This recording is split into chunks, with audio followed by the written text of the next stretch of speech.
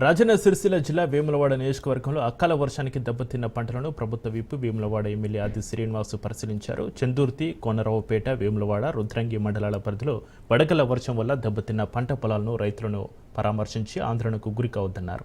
పంట చేతికొచ్చే సమయంలో రైతులు నష్టపోయారని అన్నారు. 2 రోజుల్లో నివేదిక తయారు చేసి ప్రభుత్వానికి పంపాలని అధికారులను ఆదేశించినట్టుగా ఆది శ్రీనివాస్ వెల్లడించారు. నష్టపోయిన రైతులందరినీ ఆదుకుంటామని ఎమ్మెల్యే ప్రభుత్వ విప్ ఆది శ్రీనివాస్ హామీ ఇచ్చారు.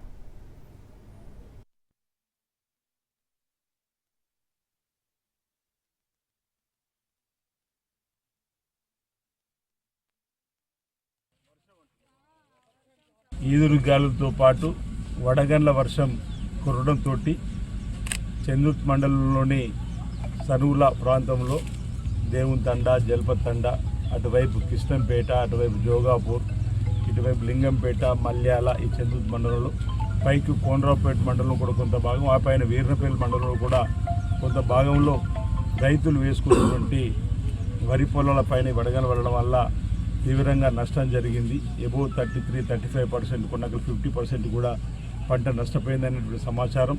తప్పనిసరిగా ప్రభుత్వ పక్షాన రైతాంగాన్ని ఆదుకోవడం జరుగుతుంది. ఎకరాకు 10,000 రూపాయలు ఇచ్చేటువంటి కార్యక్రమాన్ని గౌరవ ముఖ్యమంత్రి రేవంత్ రెడ్డి గారు అకాల వర్షము, అపార నష్టము, వడగళ్ల వల్ల జరిగినటువంటి వారికి నష్టపోయిన రైతులకు ఇవ్వడం జరిగింది. అదేవిధంగా ఇక్కడ కూడా నేను ఏడీ గారికి ఆదేశాలు ఇవ్వడం జరిగింది. ఇప్పటికే రాత్రి కూడా ఇప్పుడు కూడా చెప్తా ఉన్నాం.